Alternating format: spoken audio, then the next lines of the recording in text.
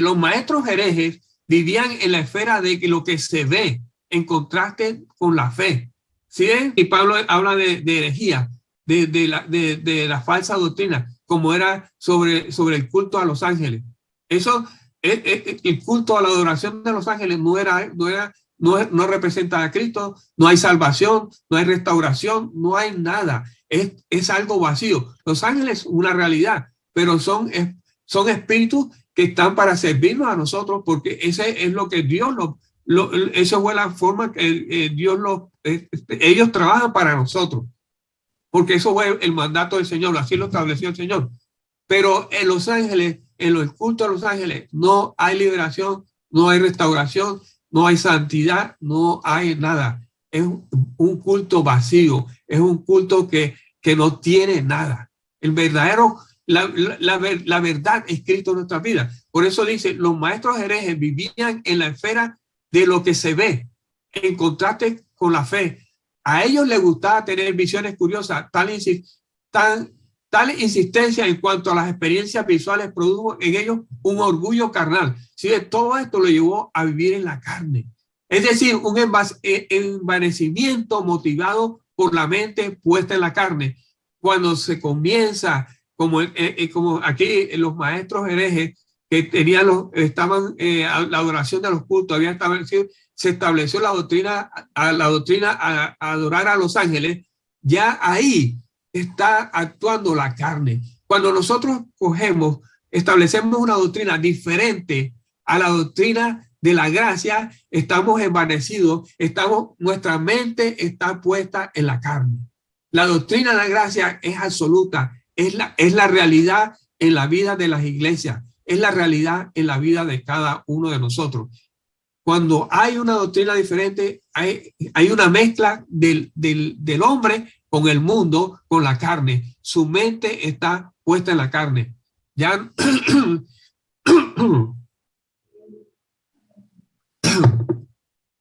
en Primera de Juan, el capítulo 2, en Primera de Juan, capítulo 2, en el versículo 16, mira la definición de Juan, hablando del mundo. Sí, en el versículo 16, Juan dice, porque todo lo que hay en el mundo, la lujuria de la carne, la ansia de la gratificación sensual, o sea, la lujuria de la carne, la ansia de la satisfacción sensual y la lujuria de los ojos, que es el anhelo codicioso de la mente, y el orgullo de la vida, la seguridad de los propios recursos en la estabilidad de las cosas terrenales. Todo esto no proviene de Dios, sino que son del mundo mismo. Todas estas cosas, la lujuria de la carne y la lujuria de los ojos y el orgullo de la vida, no proviene de Dios. Todo esto, como dice Juan, todo esto proviene del mundo. Dice, los deseos de la carne. ¿Qué son los deseos de la carne? Son los intensos apetitos del cuerpo. Los deseos de los ojos son el intenso apetito del alma estimulada por los ojos. Y la vanagloria de la vida es el orgullo, la jactancia, la exhibición vana de las cosas materiales de la vida presente. Estos son los componentes del mundo. Nosotros no podemos vivir en esto. Nosotros vivimos en el Espíritu, vivimos agradando a Dios, y todo lo que nosotros tenemos viene del Señor y nos da paz. Nosotros no andamos en la lujuria de la carne, no andamos en la lujuria de los ojos ni en la vanagloria de la vida. Porque entonces, si nosotros andamos en esto, quiere decir que estamos andando en la carne, estamos andando en el mundo. No estamos siguiendo la guía del Espíritu Santo. No estamos dejándonos controlar por el Espíritu Santo, sino nos dejamos controlar por la carne. Amén. Miren lo que dice Pablo en Romanos 8, capítulo 2, en Romanos capítulo 8, versículos 12 al 17, dice, entonces, amados hermanos y hermanas, nosotros no estamos en la obligación, no tenemos la obligación.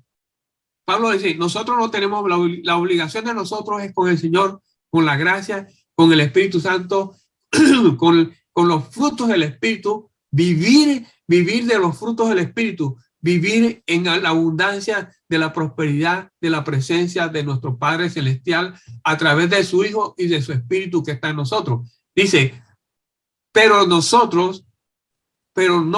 estamos obligados, no tenemos obligación con nuestra carne. Ya aquí Pablo comienza a definir a lo cual nosotros no estamos obligados, que nosotros tenemos que rechazarlo, y Pablo nos va a mostrar la manera como nosotros rechazamos todas estas cosas.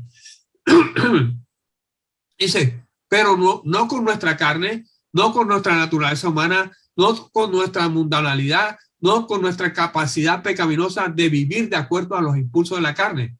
Pues, fíjense lo que dice, pues después de ser salvos, es posible que todavía vivamos conforme a la carne cuando ponemos nuestra mirada, nuestra mente en la carne.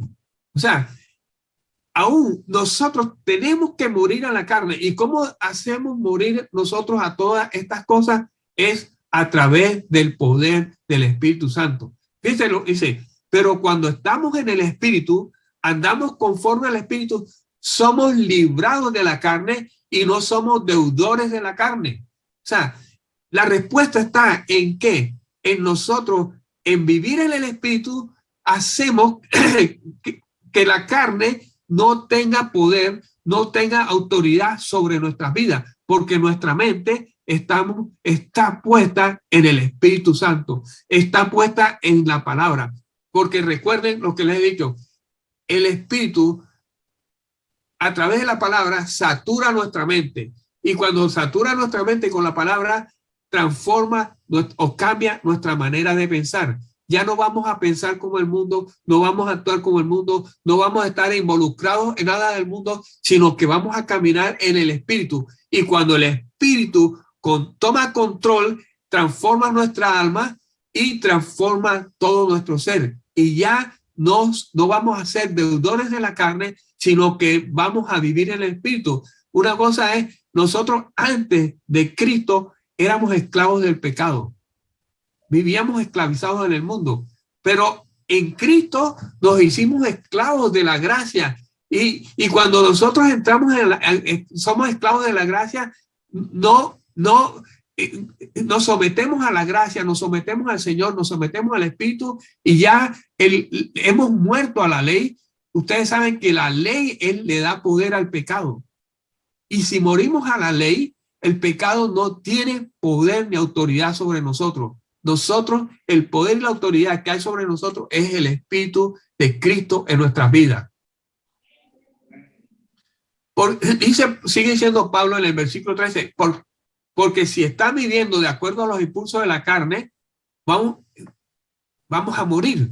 Efectivamente, la palabra dice, la paga del pecado es la muerte. La paga del pecado es la muerte. Pero como nosotros no vivimos no vivimos bajo la ley, vivimos en la gracia, vivimos en el Espíritu, la dávida de Dios en nosotros es la vida eterna, la vida en Cristo. Amén. Entonces, el cristiano, aunque nosotros seamos una nueva creación, no podemos poner nuestra mente en la carne. ¿Y cómo hacemos para no poner nuestra mente en la carne? Cuando nuestra mirada es Cristo y nuestros pensamientos están puestos en Cristo y la palabra de Cristo en nuestras vidas, que es la que nos transforma a nosotros día a día. La transformación de nosotros es diaria, es constante por medio de la palabra. Amén.